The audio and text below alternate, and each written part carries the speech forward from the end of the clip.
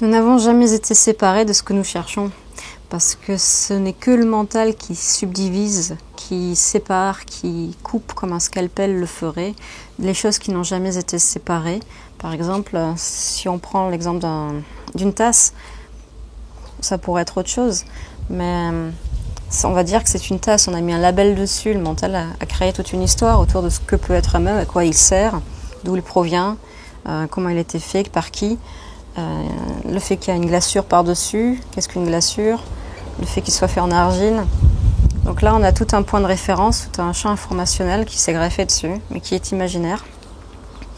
Et si pendant une seconde, 5 secondes, 10 secondes, si j'arrête en fait de mettre des mots dessus et que je deviens pure sensation, pure perception, alors qu'on ne fait plus appel qu'au sens, il n'y a plus de division.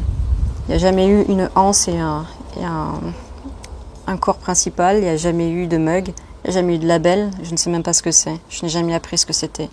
Depuis ce point de vue innocent, naïf, tout est perçu directement.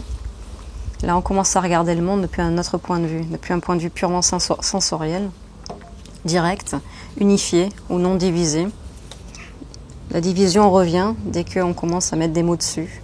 C'est le verbe qui va créer cette séparation.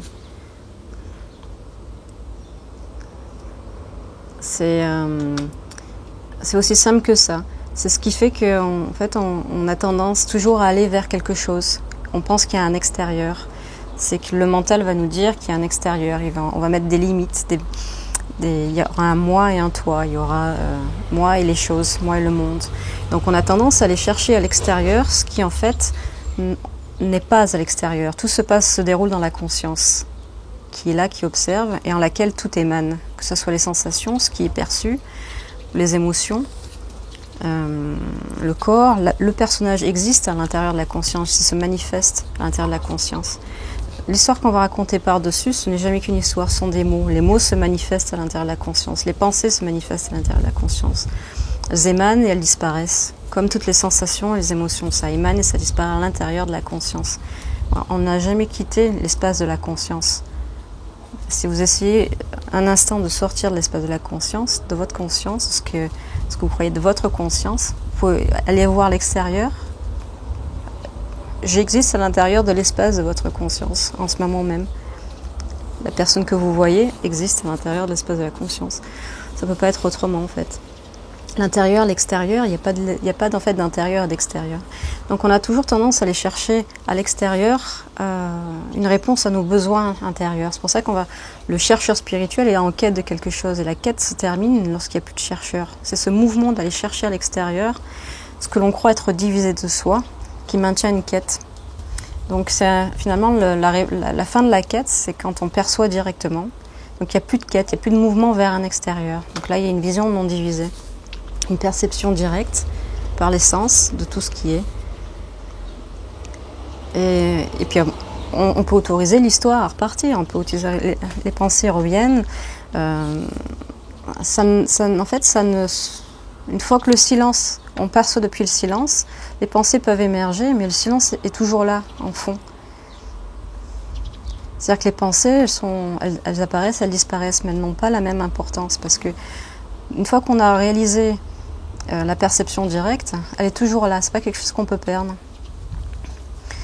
Et on peut arriver au silence complet si on veut, c'est-à-dire vraiment ne mettre aucun mot par-dessus, mais si les mots sont là, c'est pas très grave non plus, puisque la perception est toujours là. Et en fait, je voulais aussi parler des émotions, parce qu'en fait, on a toujours l'impression qu'on a besoin de l'autre pour trouver une complétude en soi. C'est-à-dire, on va chercher, on va projeter sur l'autre nos besoins. On va attendre de l'autre qui remplisse la fonction de nous donner de l'amour, de nous permettre de ressentir ce que c'est qu'une connexion profonde avec quelqu'un. Non, tout ça, qu'est-ce qu'il y a derrière? C'est toujours ce sentiment d'être séparé de l'extérieur ou de l'autre. Eh ben, les émotions en sont l'écho ou le reflet. Donc on va attendre de l'autre qui nous donne de l'amour, on va attendre de l'autre une reconnaissance, qu'on soit vu. Il va y avoir des dépendances, du désir, des tensions, du rejet, toutes sortes de réactions émotionnelles, de peur, de pas être... En fait, à la source, c'est cet aspect divisé qui va se faire écho ensuite dans nos vies, dans nos réactions émotionnelles. Mais ça peut être aussi la fin de cette quête au niveau des émotions, puisqu'on va s'apercevoir également qu'on n'est jamais séparé de l'émotion que l'on cherche. La joie peut être inconditionnelle, l'amour peut être inconditionnel, c'est-à-dire que les circonstances n'ont pas besoin d'être là, on n'a pas besoin de quelqu'un qui va nous donner des raisons d'être joyeux, ou quelqu'un qui va nous apporter de l'amour, parce que de toute façon, c'est le sentiment lui-même, ou la sensation de l'amour ou de la joie, après lequel on était. C'est-à-dire qu'on a besoin de sentir dans le corps, pour attester de cette véracité que nous sommes aimés, de le sentir dans notre corps. Énergétiquement, on a besoin de sentir de l'amour, on a besoin de sentir de la joie. On a besoin de sentir ce qu'on va chercher dans l'autre comme une connexion profonde. On va être capable de le sentir aussi directement dans le corps. Et ça va être... on va arrêter de chercher, c'est-à-dire que comment est-ce que je peux sentir directement, percevoir directement en moi l'amour ou la joie inconditionnelle ou n'importe quel sentiment. C'est en arrêtant de le chercher, c'est-à-dire en trouvant la sensation. Une fois qu'on trouve la sensation, c'est quoi la sensation de joie? On va le sentir dans son ventre, on va la sentir dans son plexus solaire, on va le sentir dans son cœur. Et comment je me sentirais si j'étais joyeuse? Comment je me sentirais si j'étais aimée? Comment je me sentirais si j'avais une connexion profonde avec ce que l'on cherche à l'extérieur? Mais là, on va dire, comment est-ce que je me sentirais si je le sentais en moi? Et là, on s'aperçoit qu'en fait, toutes les sensations sont déjà en nous. Il suffit juste de les réveiller par l'imagination ou par la sensation elle-même. Et une fois qu'on l'a dans le corps, en fait, on a trouvé ce qu'on cherchait ailleurs, dans l'autre, dans les circonstances. On croyait qu'on avait besoin de raison d'être aimé, de raison d'être joyeux, de raison de se dire « Ah oui, maintenant, je vis une connexion profonde ». En fait, c'est le sentiment que l'on cherche à l'extérieur. Mais la chose elle-même, elle peut être goûtée directement par la sensation elle-même. Ce qui fait qu'on arrive à une paix sans avoir plus besoin de quêter, de chercher à répondre à ses besoins profonds dans l'autre. Parce que l'autre, ce n'est pas sa fonction de toute façon. Personne n'est capable d'être toujours là pour nous aimer inconditionnellement, d'être toujours là pour nous faire vivre ce que l'on cherche. C'est la responsabilité de personne. C'est pour ça qu'il y a une forme d'autonomie émotionnelle qui est un peu un Graal, qu'on va pouvoir atteindre éventuellement quand on cesse de chercher à l'extérieur ce qui est en fait en nous, ce qui émane de nous, ce qui n'a jamais été séparé de nous. Tout est déjà là, en fait. C'est un réalignement directement avec notre nature profonde, ce qui est naturel en nous. On n'a jamais manqué de quoi que ce soit. C'est juste la croyance que l'autre pouvait nous apporter quelque chose qui, en fait, on cherchait derrière simplement la sensation de cette chose. Et si l'autre nous apporte aussi cette chose-là par sa réflexion, et se fait l'écho de cette chose, on peut être aimé, bien sûr, l'autre peut nous apporter beaucoup de joie. Et tout ça, c'est l'intérieur, l'extérieur se reflète en permanence. Mais l'autonomie émotionnelle peut être atteinte par la découverte que ce que je cherchais en réalité, je n'en ai jamais été séparée. Tout est déjà là, dans la sensation elle-même. De même que je ne suis pas séparée de la complétude de ce que je suis en nature, en termes de conscience, je suis cette conscience. La division n'a jamais été là que parce que j'ai cru. Mon mental m'a fait percevoir des séparations entre les choses, des séparations entre...